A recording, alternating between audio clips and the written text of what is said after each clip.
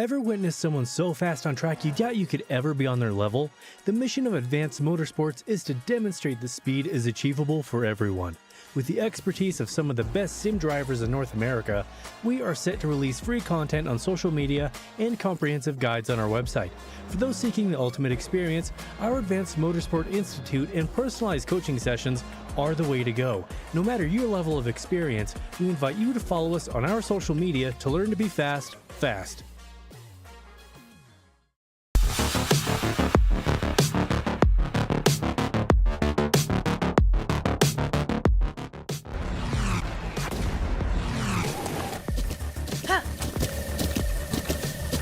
With the Butt Kicker Gamer 2, what you see and what you hear is what you feel. Butt Kicker. The future is feeling.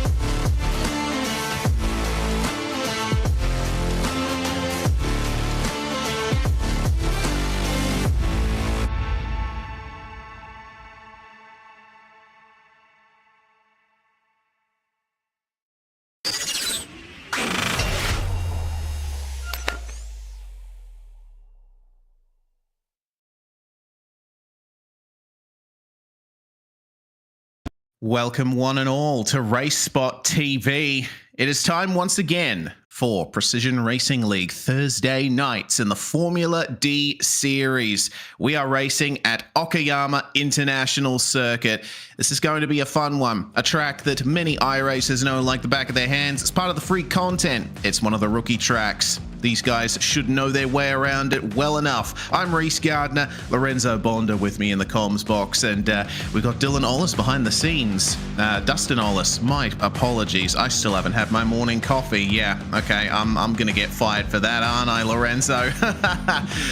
It's amazing. It's amazing the global nature of sim racing. We've got, you know, guys like Dustin in America. It's getting into the evening for him, morning for me, and I've got sleep brain. I can feel your pain because right now I'm in that transition. I don't know if I should call it an evening, I should call it a morning, because like it's 1:30 a.m. here in Portugal. So I know your growing pains, mate. Yeah, of course. My sincere apologies, Dustin, as we bring up the schedule. Thanks so much, Dustin. Michelin Raceway Road Atlanta started off the season. We've got a fantastic schedule here. We are actually coming towards the tail end of that season. Okayama here on the 15th of February. We've only got 2 rounds left, Lorenzo. We go to Mount Panorama and the Nürburgring to end off the season. What a double whammy of tracks to end Formula D. Yeah, which are 2 great tracks for us to drive. Mount Panorama is always that wrench in the mix because you don't know how the car is going to behave, especially coming down the mountain. And it's always I'm not going to say incognito, but it's always a question mark on how they handle the Nürburgring. It's always a great track to drive on. But first we go through Okayama, which I would, if I have to pick from both sides, it draws closely to the Nürburgring, then Mount Panorama. Yeah, exactly right. Coming into this round, Jake Vasconcelos is dominant in the championship with Tristan Callahan, no longer racing in the series after the round before last. So it's going to be very difficult for any driver to catch up to him, especially with the way points are distributed in the PRL.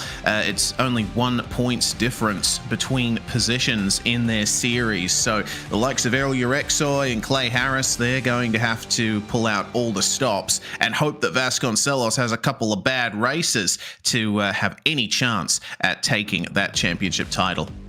Oh, absolutely. So Jake right now is on a 3-win streak, which tells very much his dominance in this championship. So basically you would have to finish last place all races and then count with the drop points to not be going to his favor. But his worst point so far in the championship is 46 points in round 3. Indeed, there's some very intense battles going on around the back end of the top 10 in the teams championship as well, with Parabola Racing and Race Indigo only 3 points separating them. But Vulture Motorsports is the one on top. YS Motorsports is the team that Jake Vasconcelos and his teammate Kevin McPherson are a part of, currently second place. I'm sure that McPherson will be wanting to get a good finish here tonight and be able to help his teammate get a little bit closer to the Vulture crew up the top. But it being this late in the season, it's doubtful that there's going to be much change there. It's going to be interesting to see what the team standings look like coming into the next round, but we'll have to wait and see how things go here at Okayama. And a big thanks, of course, to the sponsors here at the Precision Racing League. First off, Advanced Sim Racing, owned and operated by passionate sim racers. Advanced Sim Racing designs and builds the most sturdy and durable aluminium profile racing simulation cockpits available in the market today. If you're in the PRL, you get a 5% discount on ASR products. All you got to do is use the Precision5 coupon code at checkout. Go to advancedsimracing.com. We've also got Racebox Sim Racing on board, who offers mid and high-end button boxes for sim racing enthusiasts, from the casual gamer up to the most meticulous sim racing driver.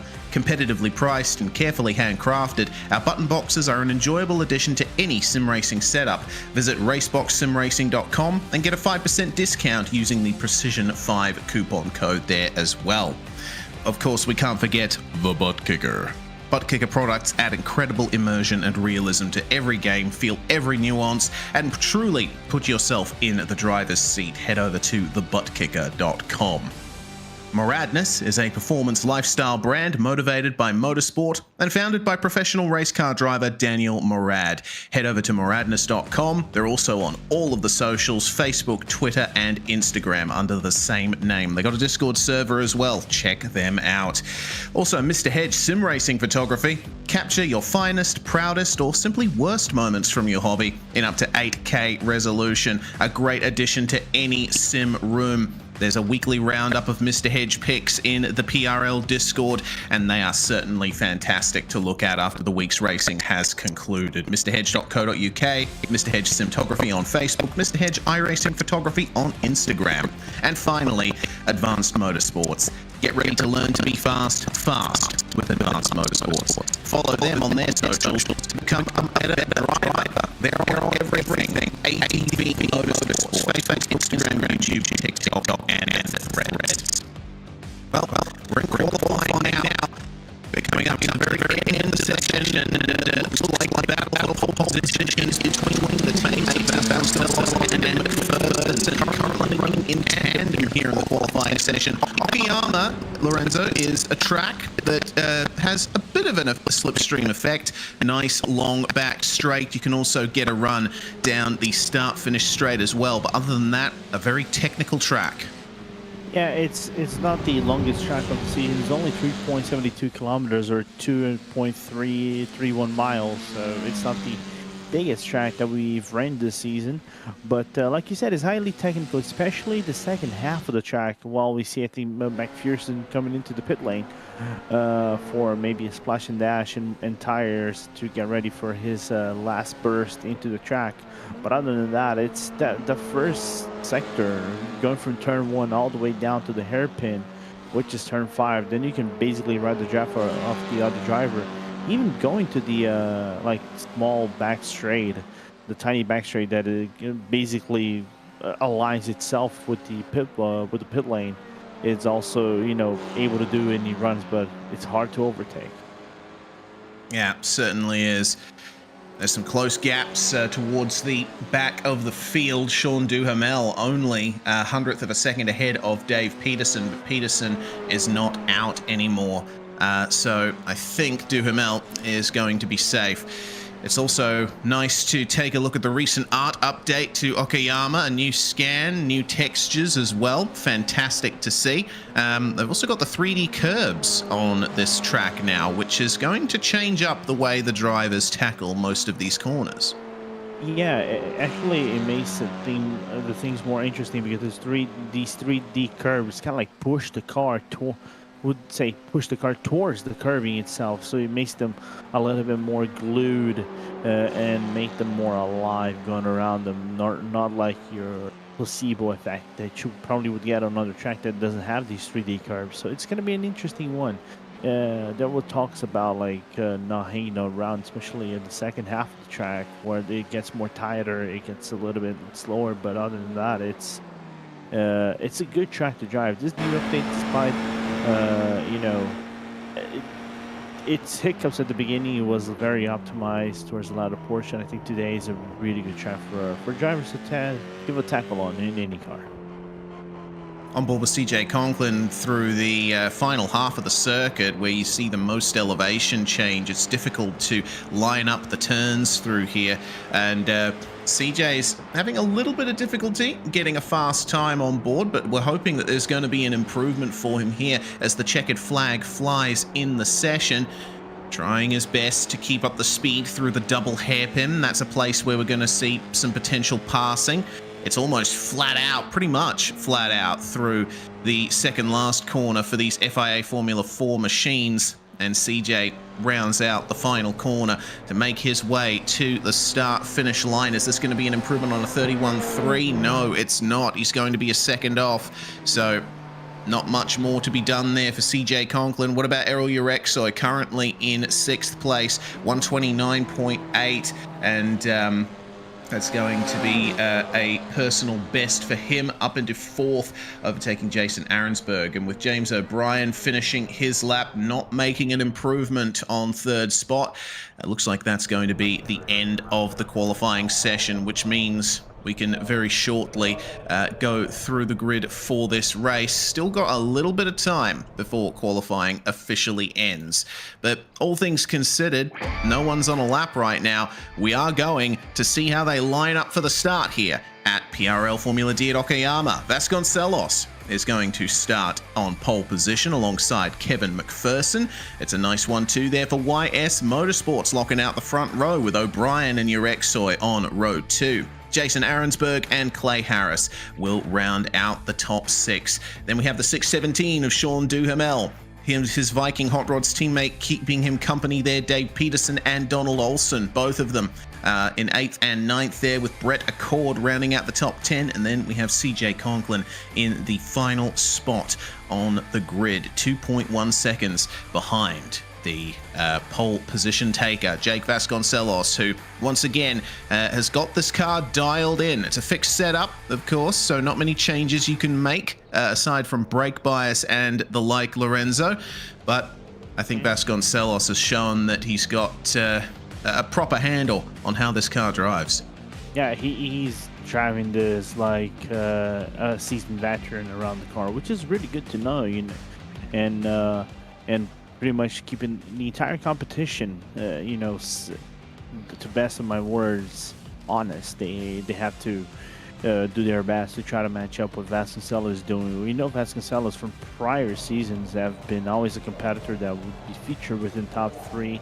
Even fought for the championship a few seasons back, if I recall correctly. But I think this is the first shot, actual real shot to winning a PRL title. Indeed, and when he eventually takes it, and I say when because it's practically a given at this point, I'm sure it will be very sweet for him indeed. I'm looking to see how the field goes through these hairpins we're looking at on screen at the moment. You know, there's a heavy braking zone for the first one. It's all about rotation, keeping the car up. And speaking of rotation, well, drivers have had quite a bit of trouble in past rounds keeping those rear ends in check, especially through the high-speed corners. So lap 1 will surely be something to watch as we make our way through those opening turns on cold tires, cold brakes.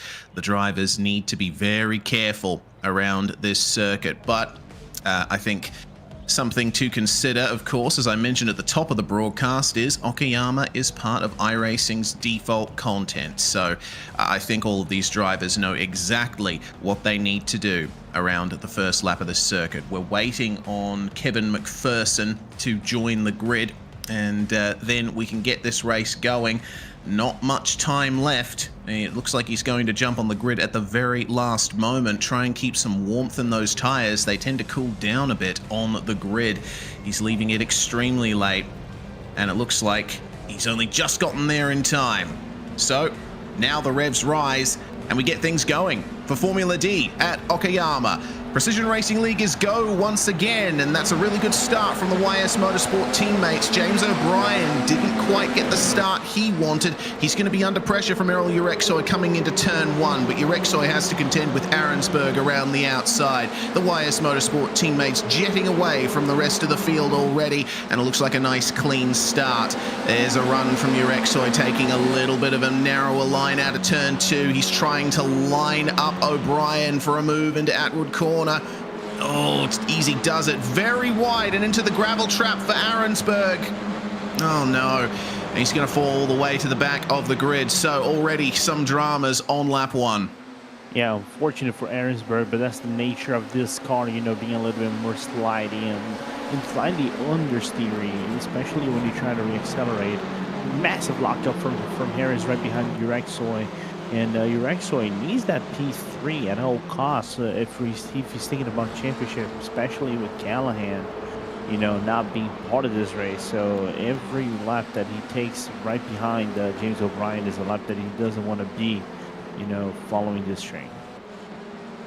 Well, we saw Brett Accord and Sean Duhamel side by side. It looks like move being made for Dave Peterson as well. He's gained 2 spots on the opening lap, up to P6. Accord up 3 spots to P7.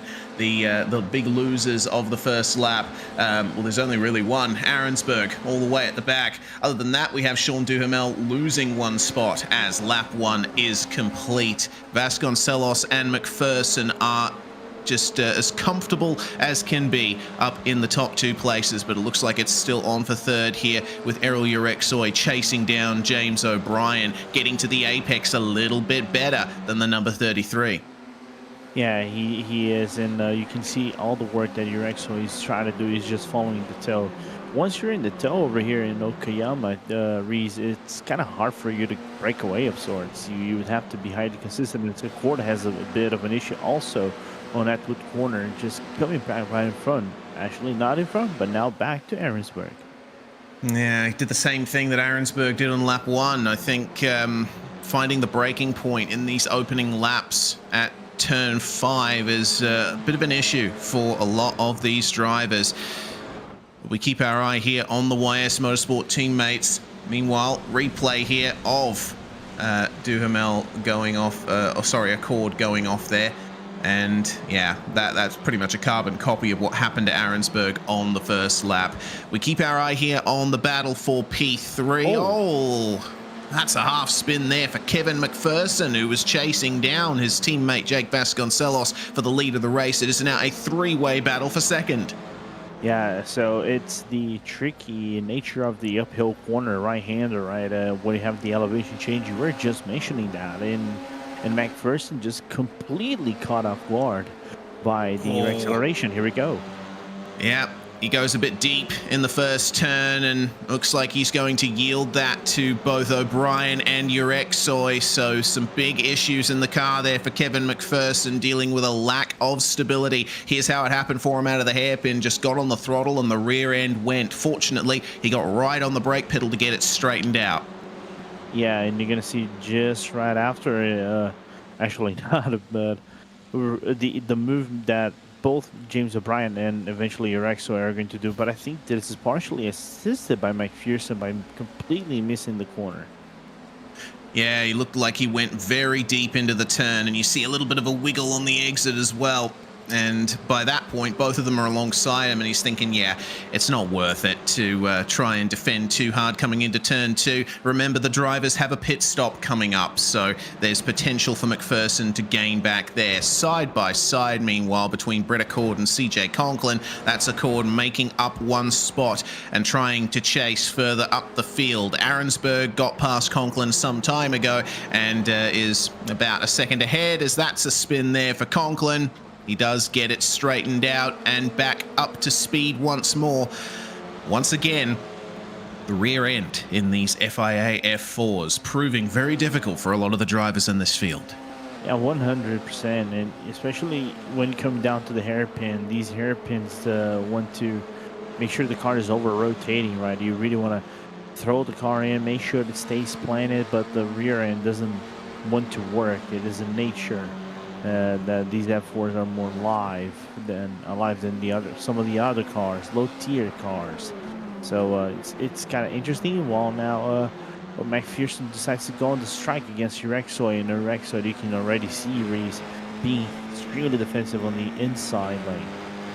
Yeah, he's lost a lot of time to James O'Brien since we last looked at them. And here we go, McPherson on the racing line here. You can go around the outside in the hairpin, but looks like Erexo has the advantage coming into it. He's going to defend that third spot, and that's going to be very easy for him.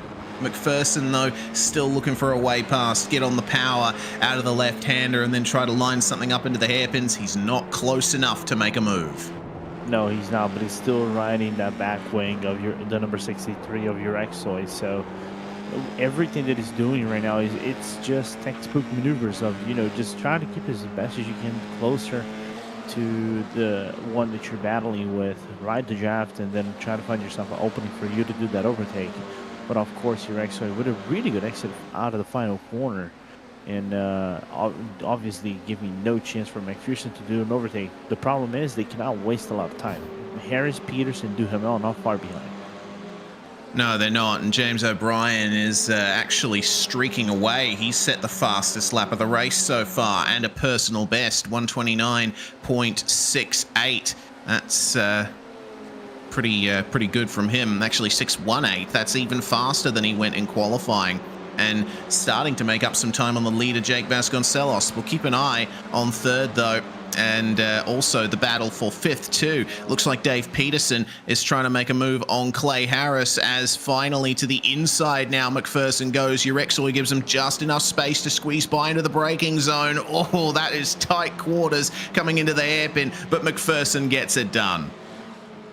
Yeah, he got a little bit of a hairy situation right there, but McPherson just upending what Erexo is doing. Yeah, a little bit of a wiggle, but if there's one thing I've learned throughout my whole years driving this track, is that wiggle is just normal. Yeah, of course. You need to have a nice pointy car here at Okayama. Of course, as I mentioned, fixed setup in this series, so the car's already pretty pointy as it is. So drivers like Vasconcelos and O'Brien are having a good time of it. McPherson, potentially not, as the tyres were cold, but now that they're up to temperature, he can definitely control those slides. Speaking of the lead, have a look at the run that O'Brien has had now on Vasconcelos. That's an abnormally slow lap there from Jake, 131.6 versus a 29.9 for O'Brien. It seems that Vasconcelos had a little off on that lap, so some chinks starting to form in the armor of the championship leader. Oh, and a bit of a lock up then into turn 5-2. That's going to leave the door wide open for O'Brien to come through and take the race lead. Vasconcelos is going to fight back here. He's solidly in the slipstream now. He's going to have a run into the hairpin here. Does O'Brien go defensive? No, he doesn't. But Vasconcelos decides, no, not going to go for the move just yet. Remember, we got a pit stop coming up. There's potential to make up some time there if you nail the run through the lane. Yeah, which is I think is the thing that Vasconcelos pretty much wants to do. You know, just don't over rotate the car, don't overdrive the car, and you eventually gonna find yourself in a really good position. So lap 5 was when Vasconcelos had his off. This is where it happened, and it looks like the run out of the hairpin, he just went wide there and lost a bit of time, and that whole sequence of corners was then affected.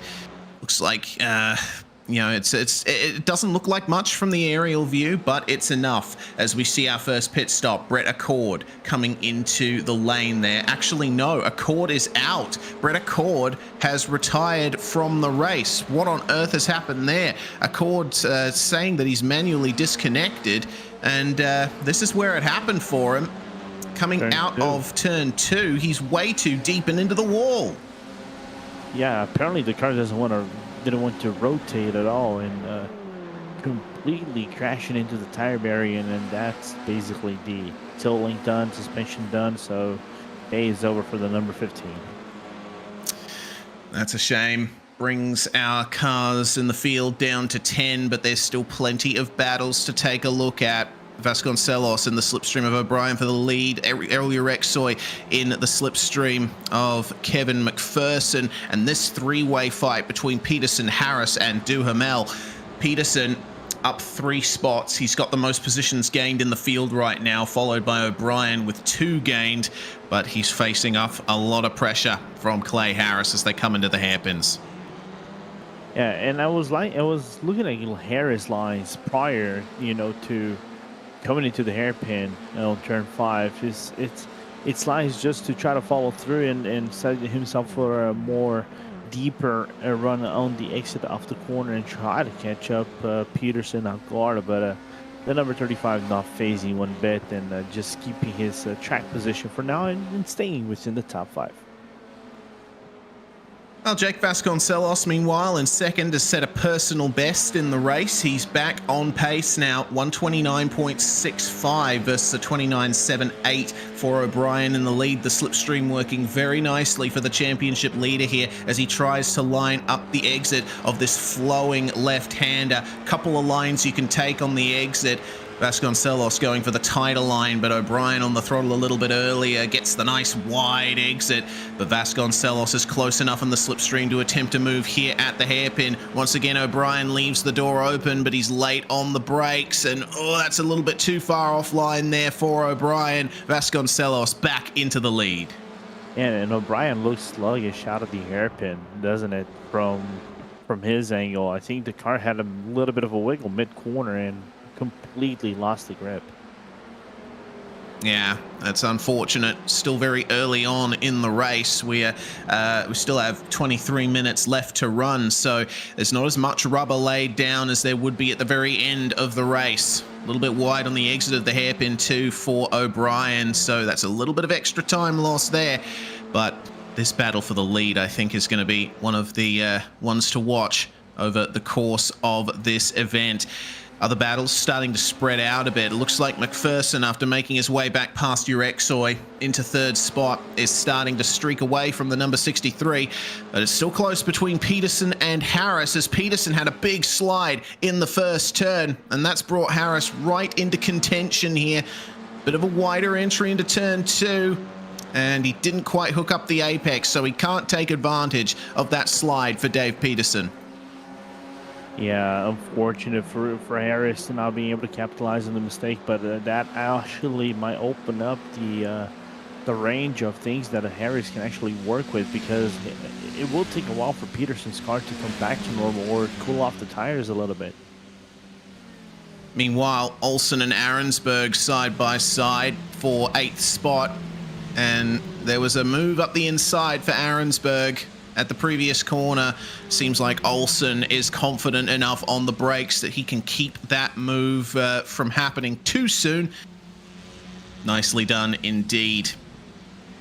Look at this 3-way fight. Fantastic to see. Peterson, Harris, and Duhamel starting to make up some time as well. So this is going to be a very intriguing battle here for the last position in the top 5. Yeah, but one more important thing I wanted to remark is how close is everybody on pace? I think bar TJ Conklin right now, everybody doing like 29s, 29 lows, or 29 all round 30. So everybody keeping tabs with one another. So I like what they're doing, and you can see just on the right hand side of the top 10 basically what lap times are doing, while Ahrensberg goes on for the move on Olsen, and Olsen doesn't give a lot of room to find himself back, so lost the position. Yep, move completed there for Ahrensberg. Remember, he started in the midfield, so there's... Oh, no! Clay Harris, big spin at turn 5. And that is something we've seen so many times in this season. The driver goes for the move into the turn, a little bit too aggressive on corner entry, and the rear end just went on him. Yeah, and this is a marquee of these cars. You really don't want to be throwing the car aggressively. You kind of have to, you know, of course, naturally throw the car in, but make sure you don't do any snaps. And I think that's what happened to Harris right there. The car just wanted to snap its rear end, and unfortunately went for a spin to number 13, losing about, I think, 2-3 spots and relegated to P9. That's a shame there for Clay Harris. You saw he didn't quite hook up the apex either. He probably would have been a little more aggressive on turn-in as a result of that, knowing he was going to run wide, and unfortunately the grip of the front overtook the grip of the rear. Speaking of overtaking, we might see another move for the lead here. Vasconcelos has not been able to shake James O'Brien, who was the fastest car on track last time by, as, oh no, that's Errol Urexoy that's had an issue at the first turn. And, well, surprise, surprise, it's a little spin on the way into the turn. Ah, man. You know, yeah, that does seem to be a defining characteristic of these cars, Lorenzo. You know, you've got to be very careful on turn-in, got to be smooth, got to be aware of what the rear end is doing. Yeah, because if not, the rear end just completely snaps. It doesn't give you the grip, of course. You can sense when it's happening. Meanwhile, the 63-year Exoy having to defend from Duhamel. Duhamel nearly putting a very aggressive move on the hairpin right there, Reese, but the number 63 not phasing one bit and defending the position for the time. Yeah, looks like Urexoy is back up to speed after that little wobble and starting to move away from Duhamel, now down to 5th spot. All of this has meant that Kevin McPherson back up to 3rd, Dave Peterson up to 4th, 4 spots gained for the number 35, as that's a big defensive move there for Jake Vasconcelos, breaking the draft versus James O'Brien. They are still as close as they've ever been this time by. McPherson was the fastest car on track, all on his own in 3rd spot, trying to gain on these guys. They're costing each other time as they are so close. 1 minute 30.825 for Vasconcelos, 1 minute 30.69 for O'Brien. And in terms of the battle of the top two, he's the quicker one here. But can he get the run he needs out of this turn? No, that's a bit too wide in the mid phase of the corner. He can pick up the draft coming down the back stretch.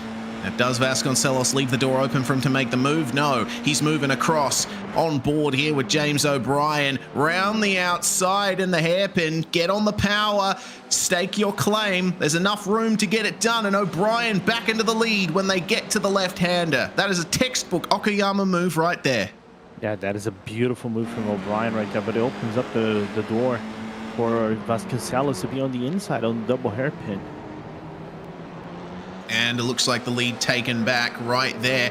O'Brien deciding, no, I better not dive up the inside there. Going to make life difficult for the number 10, though. Got to wonder, you know, the intensity of this battle. How long are they going to leave it to actually take their pit stop? There is a fuel tank cap for the drivers, especially at the start of these races.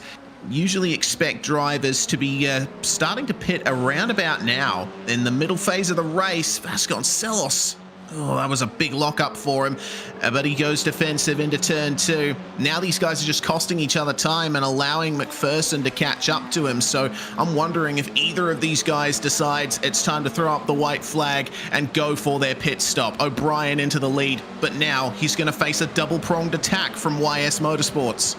Yeah, I think if I'm one of those three, I probably would be Vasconcelos to yield the white flag and come into the pit lane first, because you're just losing too much time. Whoa. Dangerous. Whoa. Okay.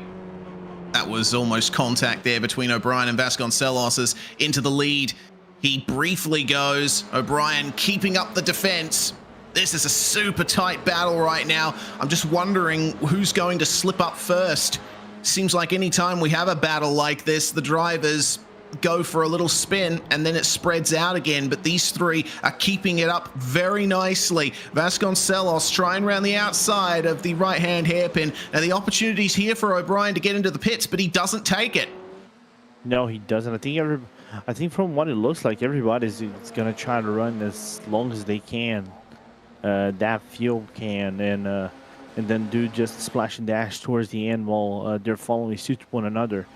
My problem is of course this actually has some tire wear on the car. It makes braking a little bit more difficult, not on the pace itself, but I think it might have to make the drivers adjust their brake bias. Oh, have a look at this. Between Harris and Olsen for 8th place. That's Clay Harris getting the move done there. And Donald Olsen shuffled back to the position he started in 9th spot. But they're still very close. I think both of them having their fair share of issues out there trying to keep the consistency up.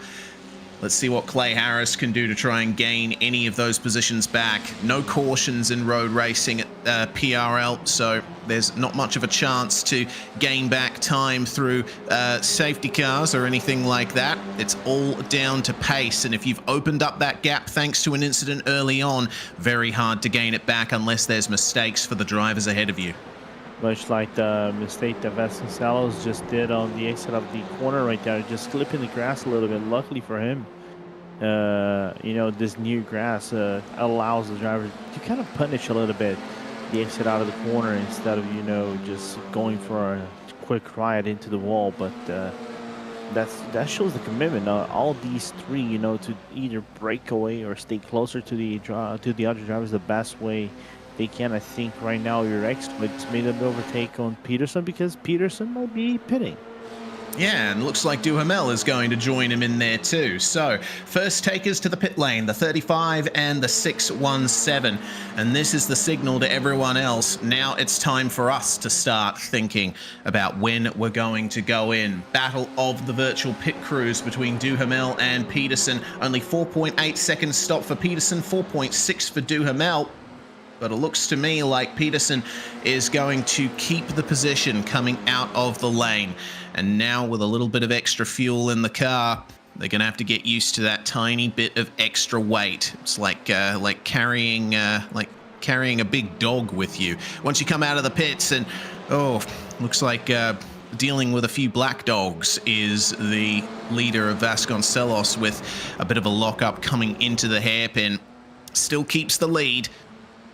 But now, a little bit more of an opportunity to jump into the pits and get that fixed. Well, yeah, speaking of dogs, Vasconcelos putting his dog up as his driver picture. That's nice to see. Yeah, that is always good to know. I like these pictures. You know what they bring, in my opinion? Personality. While Yes. Ahrensburg still fights against Clay Harris. And I think we're due to see Ahrensburg coming into the pit lane right now, then yeah. But again, if you do something different with your pictures here at RaceSpot, I'll always say this: you gain points of personality, and that is always good on my books. Yeah, exactly. Always good to see. That's interesting there. It looks like Arensberg got on the pit limiter a little early, and when I'm commentating races at Okayama with our friends at SimSpeed, we always like to make a point of the pit entry at Okayama is not what you think it is. There is a pit speed limit sign, but it's actually about 50 meters before the iRacing yellow cones that denote where the speed limit actually starts. So I think Arensberg unnecessarily cost him time there. Yeah, I think he did, but also you can never be safe coming into the pit lane, so you don't break the speed limit. But yeah, it's kind of interesting. A lot of the drivers make that mistake. It's either by not paying attention or something like that. It's just Okayama likes to be deceitful. Oh, it's a bit of a look up the inside for Kevin McPherson, not close enough to get it done on James O'Brien, who is in a YS Motorsports sandwich right now. He'll have to try and make an exit soon enough, but once again, our leaders do not go for the pit lane. They're going to pit at the last available opportunity. I mean, if there was a driver catching up for 4th spot, then I would say it's a bad decision to stay out and battle for as long as they have, but they're keeping up some great pace here. They are not losing any time to the cars behind, so they can afford to have a bit of a fight out there. Oh, more than that, they're basically the fastest cars around the track, despite the weaving in side to side they're doing around the track. They're doing 129s, high, like mid highs of sorts, but nobody else has been able to match their pace. The closest one has been Clay Harris the previous lap, but even then it's not even close. In comes Donald Olsen into the pit lane meanwhile, and it looks like his pit stop is complete, and he's going to lose the spot to Arensberg as a result. Too much space between them, not much of a battle to show. It's definitely the top 3 here that is the one to watch. We also keep an eye out on Dave Peterson and Sean Duhamel as well, because there's potential for that battle to start rising in intensity soon. Vasconcelos gaining a bit on 2nd place over the course of this lap, so looks like he's found some comfort. Does he have the space now to go for the pit stop? No, he doesn't, but looks like one of the YS Motorsport cars is going to do it. Kevin McPherson into the pit lane. All right, let's see here where the pit speed limiter line is. There's the first one, and look at that. McPherson is right on it. He stopped, he slowed down where he needed to. Remember, the yellow cones are what you need to look out for. Yeah, but it's a good indicative, that's kind of like you have the NASCAR, the Geico restart zone. This would be the pit stop entry, limit zone, where you have to brake the car and start being at the 60 kilometers per hour range. But other than that, it's pitch perfect what McPherson did. Yeah, very quick pit stop too, 4.1 seconds. That's the quickest stop we've seen so far. And I think, excuse me, that's going to be a signal for Vasconcelos and O'Brien to jump into the lane as soon as they possibly can. Clay Harris, meanwhile, takes his stop, and unfortunately, it's not a particularly quick one, 5.5 seconds, so he's going to face off against Arensberg on his way out of the lane. We'll keep an eye on Vasconcelos and O'Brien. Which of them blinks first? Do they both blink at the same time? Will it be fully down to the pit stops here to decide the lead of this race? There goes Vasconcelos into the pits. O'Brien follows him in.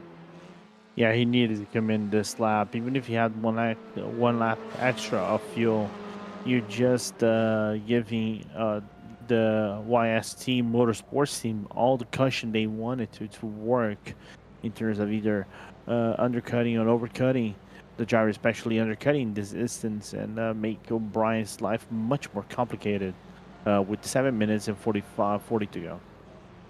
Here we go then. Who has the quickest stop out of these guys? That is very quick there from Vasconcelos. That's 0.5 faster in the box than O'Brien, but very close on lane time. And have a look at that. Pitting a lap earlier, McPherson carries the momentum and gets past O'Brien for 2nd place. Yeah, completely botched out O'Brien's pit stop right there. I wonder what happened to to the number 33 to do that kind of under par, subpar pit stop in comparison to both McPherson and Vasconcelos. Yeah, potentially he was a little bit too gentle on the way into the box. Maybe he was, half a meter to the left or the right, because, when you're pitting in iRacing, if you're not fully on your marks, your virtual pit crew has to move into position, and that can add to your pit stop time. Vasconcelos, though, massively fast on the outlap, and I don't think O'Brien is able to do much to overcome the YS Motorsports duo. We have 6.5 minutes remaining in the race, and everyone has taken their pit stop. We are racing to the end. Yeah, we're all the way until the end, and O'Brien trying his best to keep up and kind of like pressuring McPherson, if you want to call it that, to match up the pace that Vasconcelos have in this pudding with 6 minutes to go. So it will be a very, very interesting battle for top 3 when this goes checker flag. Yeah, we also had a spin for Clay Harris. Unfortunately, caught the curb on the way into this left-hander and tried to get it recovered, but I think the rear end was just too unstable there. And careful on the re-entry. Fortunately managed to avoid getting collected by the oncoming cars. So unfortunately for Harris, it looks like he's decided to retire from the race there. He's gone back to the garage and he is not coming back out. The final battle for second here. 5 minutes on the clock, and McPherson defensive versus O'Brien. Both of them equal now to the end. And McPherson with a great defense into the hairpin, keeping O'Brien behind. But you can see that James is looking very pacey here at Okayama. He has from the very start, third place start for him. And he wasn't able to get within a few tenths of the YS Motorsports duo. But in race pace, with the slipstream, with some luck as well, seems like O'Brien is the one car in the top 3 that hasn't had some kind of issue with a half spin or so out on track. I think that's what you can count on with James O'Brien, is consistency, keeping the car straight. Yeah, I wonder if that technique of, trying to keep the car as straight as you can came from, riding the NASCAR Cups, since he also does that, and he actually does that really well. And is nearly fighting for the championship. Of course, his team in the private label team basically has a championship on lock on the team's championship in the Cup Series. We do it on Sundays, and ooh, that was deep. Almost collected Kevin McPherson in the braking zone. Oh dear. Well, that's going to lose him a bit of time, but he's still got an inkling of slipstream, and he can make up some time again through the technical final sector of this racetrack. Yeah, fortunately for him, just narrowly avoiding the back wing of the number 36 of McPherson is just, I want to say, I think we jinxed him. Yeah, I think we did. But hey, I suppose I remain correct in my assessment. It wasn't a half spin. It was merely running a little deep into the corner and having to go wide. So O'Brien's still keeping up that forward momentum. Yeah, true. I'm not going to disagree with that. It's just a Bill Brown moment, if you want to call it that. Yeah, definitely a code brown for Kevin McPherson, looking in his rearview mirror and seeing, okay, he's making up a lot of time on me very quickly in the wrong place. Fortunately, contact was avoided. Under 3 minutes left in the race. The top 3 have spread out, but still showing up as a battle on the timing. Anything can happen. Anything can change the face of this fight. McPherson taking the fastest lap of the race some time ago, and the fastest car on track again this time. Made up 0.2 of a second, nearly 3 on his teammate Jake Vasconcelos. So might we see a run from McPherson here in the final couple of laps? It's going to be an interesting one if there's any team orders in the YS Motorsport team. So, but from what it looks like, Vasconcelos just turned up a notch, and it's not allowing that number 26 to come any closer. It's just you know, McPherson has to worry finding those tenths every corner that he goes on. Is just maximizing the whole track to your own advantage. Yeah, I think from past experience, no team orders at YS Motorsports. These two have been battling hard all season for race victories, and I think the points gap that Vasconcelos enjoys in the lead of the championship is just too great for anything that goes wrong to really affect that. So I think they're free to race to the end of the season. That's a nice view of those new 3D curbs here at Okayama. Definitely affects the way you take a lot of these corners as the white flag is out. Is there going to be a final run from McPherson to try and steal victory from his teammate? He needs a miracle, though. I think he either needs Vasconcelos to have either a massive blunder or McPherson to have the best lap of his entire life around the track. But this is Vasconcelos' race to lose. It is indeed. Into the right-hander onto the back stretch. All of them keeping it nice and consistent through the turn. Vasconcelos sticking to the inside on the exit, trying to break the draft early, but nothing that the drivers behind can do.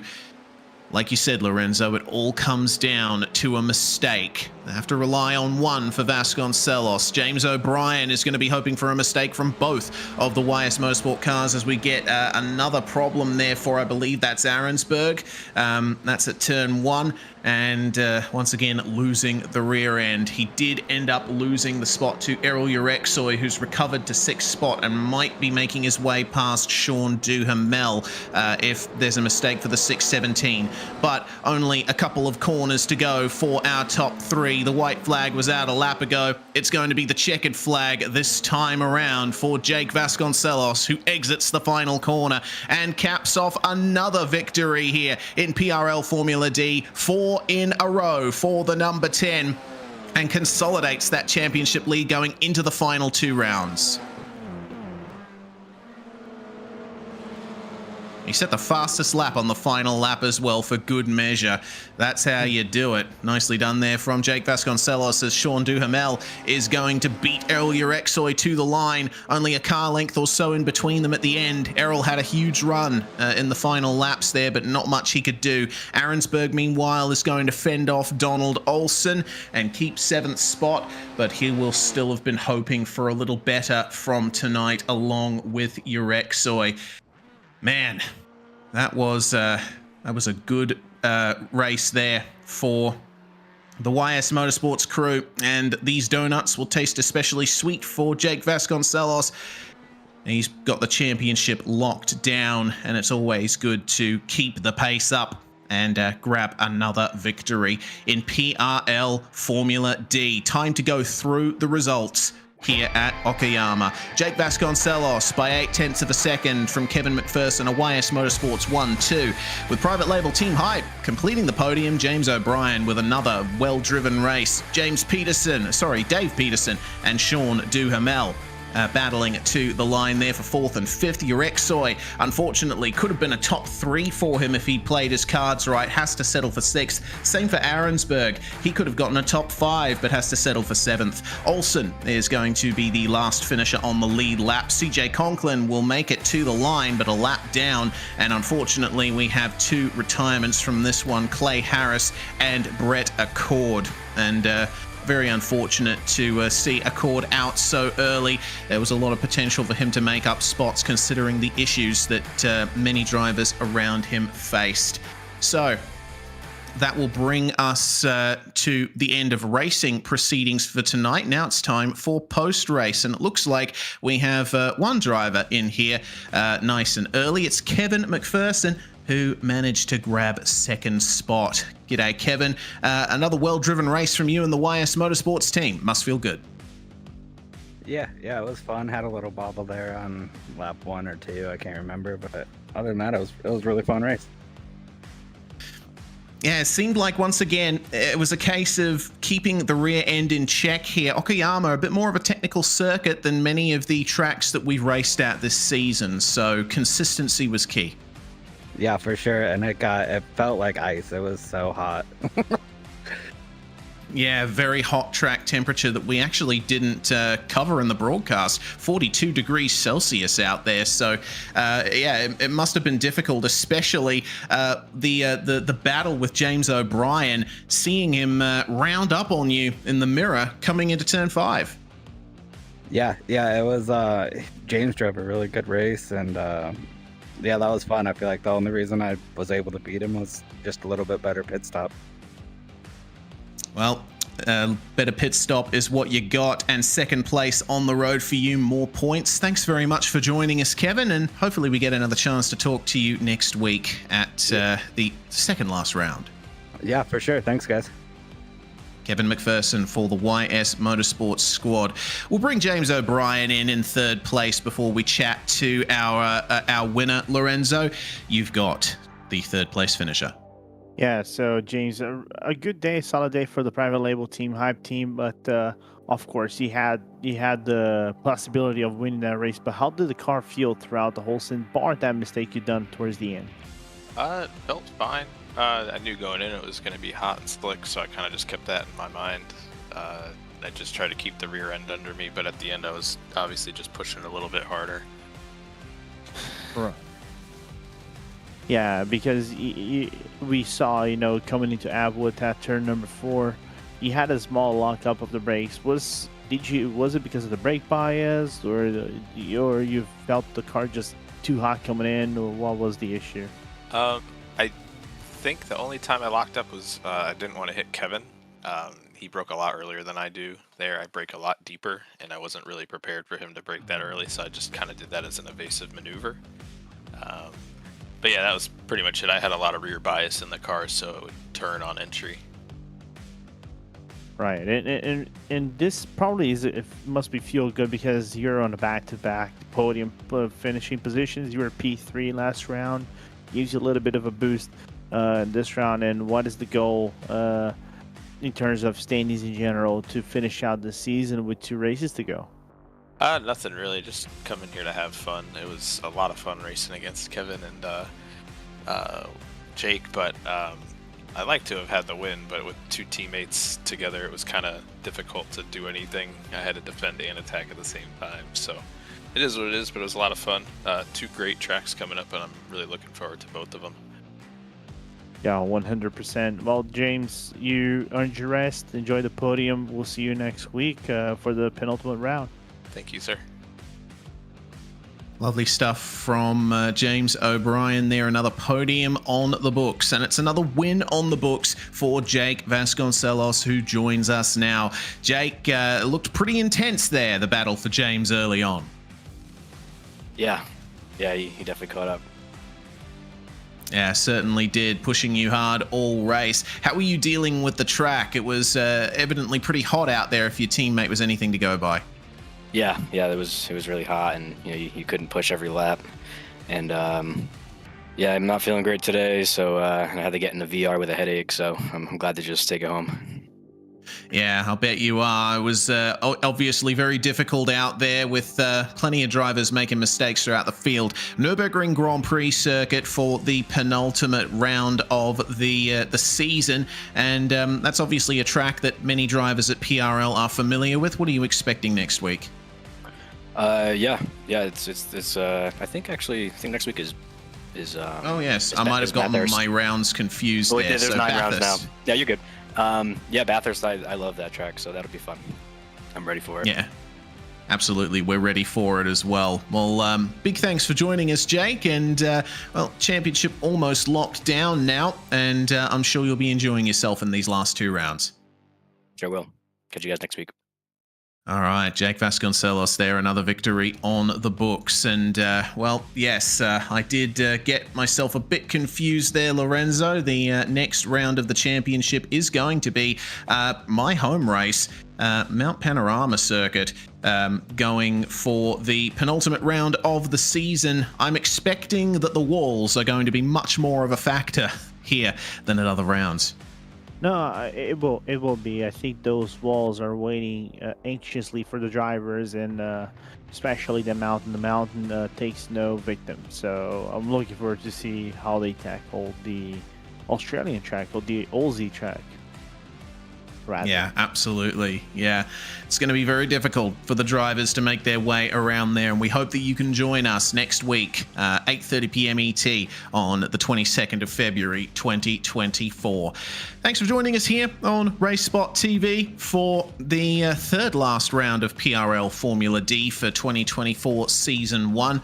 Once again, I'm Reese Gardner, Lorenzo Bonda with me, and Dustin Ollis behind the scenes pressing all the buttons. There we go. Got his name right at the very end. We always get there. Big thanks for joining us here on RaceSpotTV, and we'll see you next time.